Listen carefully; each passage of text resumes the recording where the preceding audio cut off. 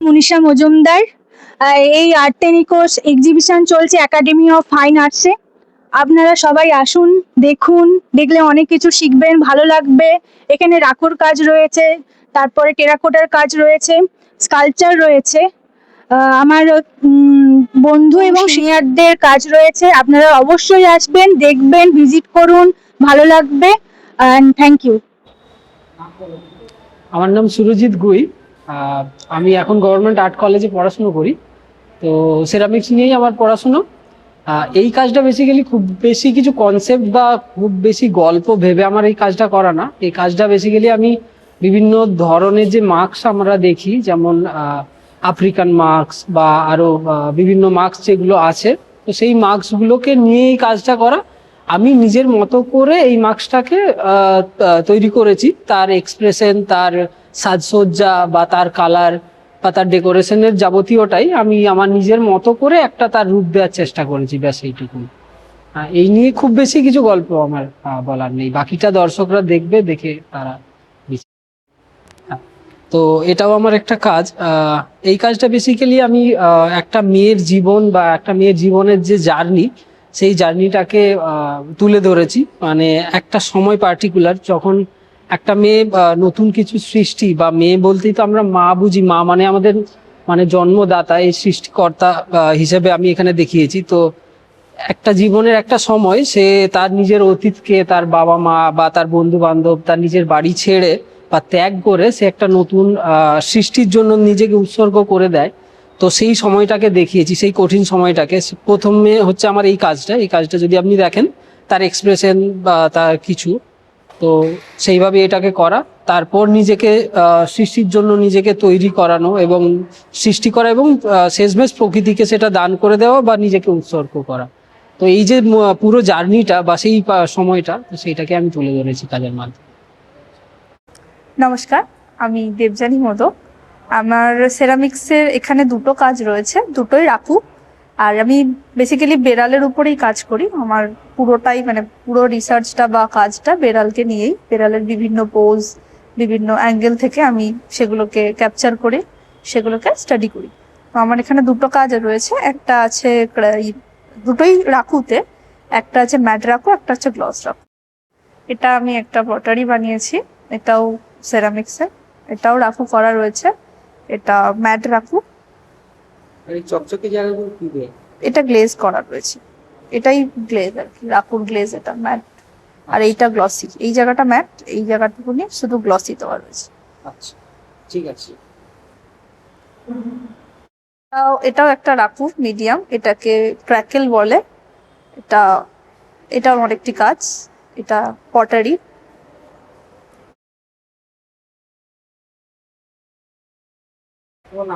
আমার নাম প্রিয়া রয়। এই কাজটা আমরা করেছি রাখু প্রসেসের মাধ্যমে। এবার কাজটা সম্পর্কে বলার আগে আমার মনে হয় রাখু প্রসেসটা কি সে সম্পর্কে বলা ভালো হবে। তো এই রাখু প্রসেসটা হচ্ছে অ্যাকচুয়ালি জাপানিজ একটা ট্র্যাডিশনাল টেকনিক, যেখানে কিনা আগেকার দিনের মানুষরা সঙ্গে সঙ্গে মাটির কিছু জিনিসপত্র বানাতো এবং সেটা পুড়িয়ে সঙ্গে সঙ্গে তারা নিজেদের উৎসবে ব্যবহার করত। এবং সেটা সম্পূর্ণটাই সেরামিকেরই একটা মাধ্যম হিসাবে এখনো ব্যবহৃত হয়।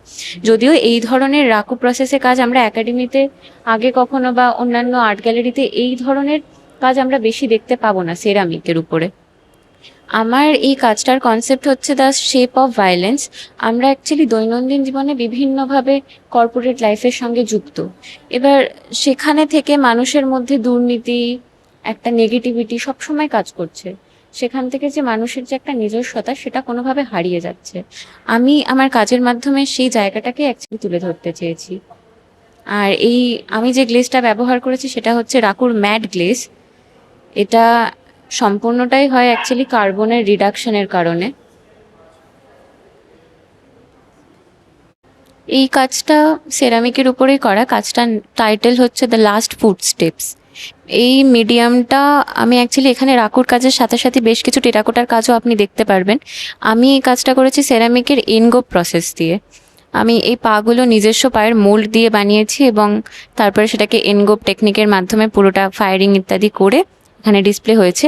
এর কনসেপ্টটা যদি বলি তাহলে এর কনসেপ্ট হচ্ছে, আমরা যে রিফিউজি একটা শ্রেণীকে দেখতে পাই আমাদের মানুষের শ্রেণীর মধ্যে, সেই রিফিউজি শ্রেণী কোনো না কোনোভাবে একটা শিকলে বাধা পড়ে যায়। অর্থাৎ তাদের আইডেন্টিফিকেশন আমরা যেটাকে বলি, অর্থাৎ নিজস্ব পরিচয় ইত্যাদি কিছু তারা খুঁজে পায় না, নিজেদের যে একটা আত্মপরিচয় সেটা খুঁজে পায় না।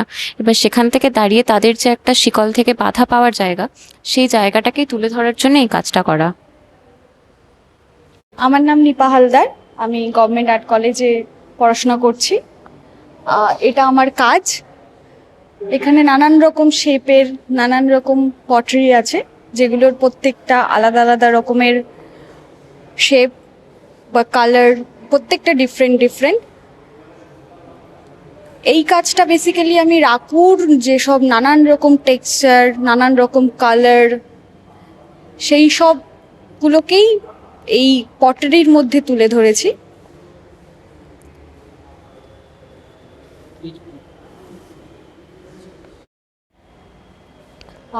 এটা আমার আরেকটা কাজ, যেখানে বেশ কিছু মাছ রয়েছে, এগুলো সামুদ্রিক মাছ আমি করার চেষ্টা করেছি, এবং রাকুর মাধ্যমে এই মাছগুলো এই রকমেরই বেসিক্যালি ন্যাচারালি কালারটা ঠিক এই রকম টাইপেরই থাকে।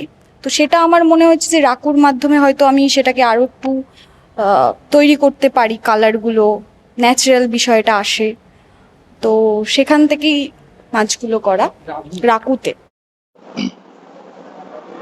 নমস্কার, আমার নাম প্রধি রঞ্জন সেনগুপ্ত। এটা একটা মিক্স মিডিয়া ইনস্টলেশন, যেটার নাম আফটার দ্য লাস্ট শো।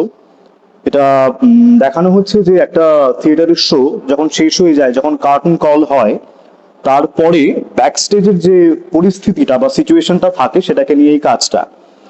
যখন একটা শো চলে তখন শো এর কলাকুশলীরা যারা অভিনয় করছেন তারা সবকিছু নিয়ে, মানে সিনোগ্রাফি, আলো, প্রপস, স্টেজ, এই সমস্ত কিছু নিয়ে একটা শো যখন তার সিনোগ্রাফি নিয়ে, আলো নিয়ে, প্রপস নিয়ে বা অভিনেতা অভিনেত্রীদের নিয়ে চলে, তখন সেটা একটা কিছু একটা লিমিটেড সময়ের জন্য সেই পারফরমেন্সটা হয়।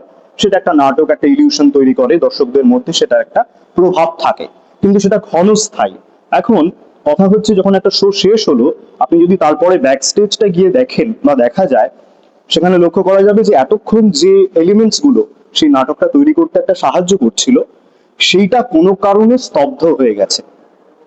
তারা যখন সজীব ছিল, তারা অভিনয় যখন করছিল বা একটা নাটকের আঙ্গিকের মধ্যে তাদের ভূমিকা থাকছিল, তখন তারা সজীব ছিল। শেষ হওয়ার পরে ব্যাকস্টেজে তাদের একটা স্থির নীরব ভূমিকায় দেখা যায়, যেটা এখানে দেখতে পাওয়া যাচ্ছে। আপনি যদি ভেতরে দেখেন, বাক্সের মধ্যে বিভিন্ন ধরনের স্ট্রাকচার আছে, কিছু গাছের গায়ের অংশ আছে, কিছু অ্যানিমাল স্কাল আছে, কিছু ফাউন্ড ম্যাটেরিয়ালস রয়েছে, প্রচুর মুখ রয়েছে, সামনে আরেকটা মাথা রয়েছে, বাক্সটাকে খানিকটা ডিসম্যান্টল করা হয়েছে, উপরে আরেকটা মূর্তি আছে যার 10টা হাত। ফোনের যে বিভিন্ন এলিমেন্ট সেটাকে আলাদা আলাদা করে ভাগ করে বসানো হয়েছে। তো একটা শো যখন শেষ হয় তখন সবকিছু ডিসম্যান্টলড হয়ে গিয়ে বক্সে করে আরেকটা শোতে যাওয়ার অপেক্ষা শুরু হয়। তখন তারা স্থবির হয়ে যান। আমাদের জীবনটাও খানিকটা সেরকম। যখন আমাদের কোনো প্রয়োজনীয় জিনিস লাগে, তখন আমাদের জামা কাপড়, আমাদের চিরুনি, চোখের চশমা, আমাদের জ্যাকেট, আমাদের ট্রাউজার, সবকিছু আমাদের একটা গুরুত্বপূর্ণ অংশ হিসেবে আমাদের ব্যবহার হয়। সেটা আমাদের আংটি হতে পারে, আমাদের ঘড়ি হতে পারে, মোবাইল ফোন হতে পারে। কিন্তু সেই মানুষ যখন চলে যান বা সেই জিনিসের যখন প্রয়োজন ফুরিয়ে যায়, তখন সেগুলো এক জায়গা থেকে আরেক জায়গায় সরে যায়। কোথায় যায়, কিভাবে ফেড আউট হয়ে যায়, আমরা জানি না। যেগুলো আমাদের খুব কাছের প্রিয় জিনিস ছিল, আতরের কৌটো থেকে শুরু করে পান রাখার কৌটো, হ্যাঁ, অনেক ওয়ার্ড্রোব, ঘড়ি, আমাদের কাছের খুব জিনিস, সেগুলো অচল অকেজো হয়ে গিয়ে মানুষ চলে যাওয়ার সঙ্গে সঙ্গে সেগুলোর প্রয়োজন ফুরিয়ে যায়। তাই এতক্ষণ আগে অব্দি যেটা খুব ইম্পর্টেন্ট ছিল, কিছু মুহূর্তের ব্যবধানে সেটার ইম্পর্টেন্স মানুষের জীবন থেকে হারিয়ে যায়। এটাকেই নাটকের দৃষ্টিভঙ্গিতে বা মিক্স মিডিয়া স্কাল্পচারের একটা এক্সপ্রেশন বা মিডিয়ামের মাধ্যমে তুলে ধরার চেষ্টা করা হয়েছে এই আফটার দ্য লাস্ট শো নামক মিক্স মিডিয়া ইনস্টলেশনের মধ্যে দিয়ে। Thank you so much. আমার কাজ, আচ্ছা, আমার নাম মিখলা ভট্টাচার্য।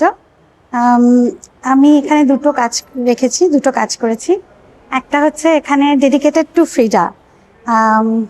এই কাজটা আমার রাকুতে করা, এবং কাজটা যে যে জিনিসটা ভেবে করা সেটা হচ্ছে যে মানুষের তো মন অনবরত ভাঙছে, হ্যাঁ, ভাঙা গড়া সব কিছু নিয়ে। তো প্রতিটা মানুষই চায় তার মনটাকে যত্ন করে আবার ওটাকে সেলাই করে হোক, সুন্দর করে হোক, আবার এগিয়ে যেতে পারে স্বতঃস্ফূর্তভাবে, হ্যাঁ, নতুন উদ্যমে কাজ করতে পারে, সেই ধরেই এই সাবজেক্টটা করা। আর এখানে যেহেতু আমি জুয়েলারি ভালোবাসি, জুয়েলারি মেকিং করতে ভালোবাসি, তাই জন্য এখানে আমি সেরকমভাবেই রেখেছিলাম যে ছোট ছোট পুঁতির পার্টস যেন সেলাই করছে হারটাকে, ওরকমই চকমকি করে সুন্দর করে রাখার চেষ্টা করছে এটা। আর এটা হচ্ছে আফটার দ্য স্টর্ম, ঝড়ের পর একটা আহত পাখিকে আশ্রয় দেওয়া, সেইভাবেই এটা করা। ধন্যবাদ। নমস্কার, আমি মেঘনা Chakraborty, government college of art and ক্রাফটের 4th ইয়ারের ছাত্রী, টেক্সটাইল ডিজাইন। তো আমি Uttam Gharami the raku man, তার স্টুডিও থেকে আমি কিছু কাজ করেছি রাকু মিডিয়ামে, তো সেগুলো আমি আপনাদেরকে ইন্ট্রোডিউস করাচ্ছি। তো এটা প্রথমে এই দুটো জিনিস আছে, এই দুটোর মূল উদ্দেশ্য হচ্ছে সেফটি পিন নিয়ে। যেহেতু সেফটি পিন একটা অক্সিমোরন ওয়ার্ড, যেটা যেই ইংলিশ ওয়ার্ডে সেফটিও রয়েছে আবার পিনও রয়েছে। তো সাধারণত পিন তো সেফ হয় না, কিন্তু পিনের যে ইউজেজটা বা তাকে কে কিভাবে পারসিভ করছে সেটাই ডিফারেন্ট। তো এখানে একজন মানুষ, মানে whether be female or male, gender fluid কাজ, তো সে ভাবছে যে সে তার ইনসিকিউরিটি বা তার খারাপ লাগা ভালো লাগা বা ভালনারেবল ওন সেলফ সেটা দেখিয়ে ফেলেছে। And after that or society বা যার কাছে শো করছে একান্ত সেফ মানুষ বলে যাকে মনে করছে, সেই সেফ মানুষই দিনের শেষে গিয়ে হয়তো তাকে পিন করছে। তো the person we think is safe তারাই উল্টো হার্ট করছে দিনের শেষে। তো এটাই পুরো বিষয়টার একটা মোটিভ পুরো কাজটার। আর এখানে সে নিজেকে বাঁচাবার চেষ্টা করছে হাত দিয়ে, কিন্তু the damage is already done. তো এটা অ্যাকচুয়ালি একটা কোট থেকে ভীষণ ইন্সপায়ার্ড, যে never bleed next to a Shark, একটা হাঙরের পাশে কখনো রক্ত খনন করতে নেই। তো এটাই পুরো এটার বিষয়টা।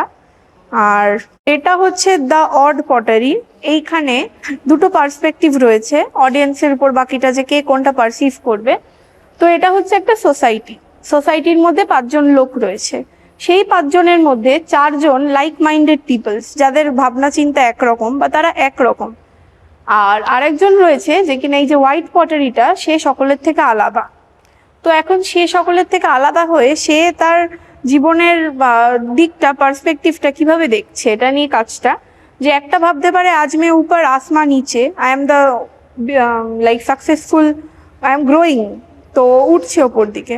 আবার এটাও হতে পারে কারোর মনে হতে পারে যে অড হয়ে তার গলায় দড়ি হয়ে গেছে।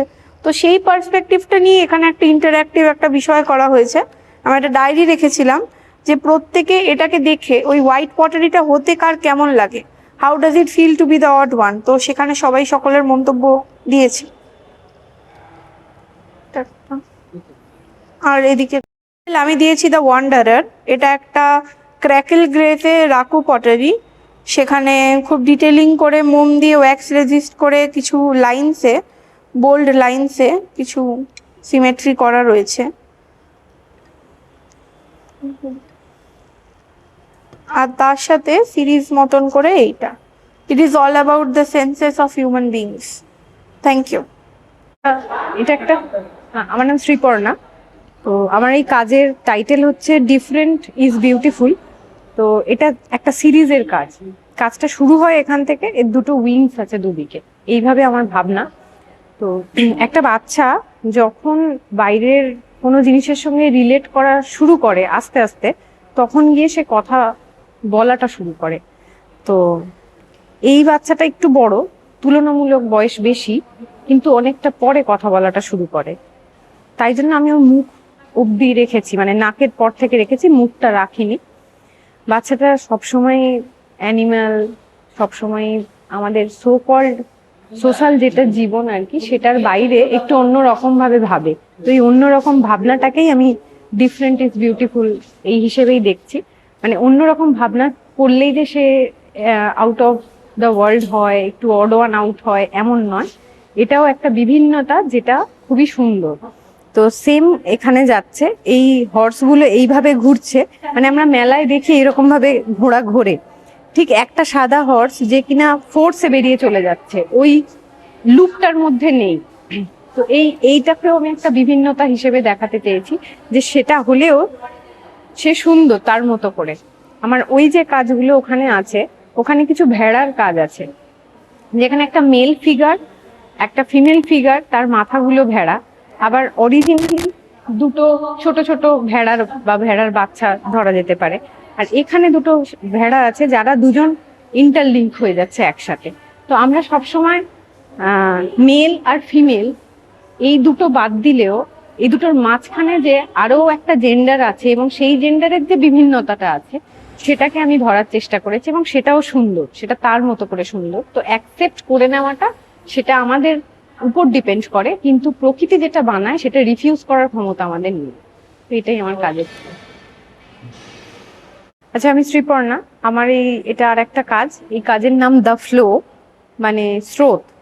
তো এই জিনিসটা আমি এরকমই দেখাতে চেয়েছি যে একটা যদি জল হয়, জলটা একটু যদি স্থির থাকে, আমরা যদি এরকম চিত সাঁতারের মতো শুয়ে থাকি, দেখা যায় যে আমাদের চুলগুলো এরকম ভাবে ছড়িয়ে ছড়িয়ে ছড়িয়ে ছড়িয়ে যায় জলের মধ্যে। আমি সেই জিনিসটাকেই দেখাতে চেয়েছি, এইভাবে দেখাচ্ছি যে আমরা আমি এই ব্ল্যাক বডিটাকে এটাই ডিনোট করতে চাই যে মানুষের মন, তার ভেতরকার বুদ্ধি, তার ভাবনা চিন্তা, এই সমস্ত জিনিসপত্রগুলো যে নেগেটিভ একটা ফিল দেয়, সেই নেগেটিভ ফিলকে আমরা যদি একটা স্পিরিচুয়ালিটির মধ্যে দিয়ে নিয়ে যেতে পারি, তাহলে সেইটা একটা ডিভাইনিটির দিকে চলে যেতে পারে।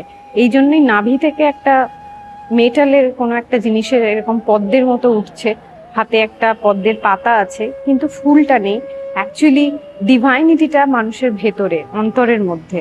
তো স্পিরিচুয়াল জার্নিটা খুব ইম্পর্টেন্ট একটা মানুষের জন্য। আমার মনে হয় আমি এই কাজটা দিয়ে সেটাকেই বোঝাতে চাইছি।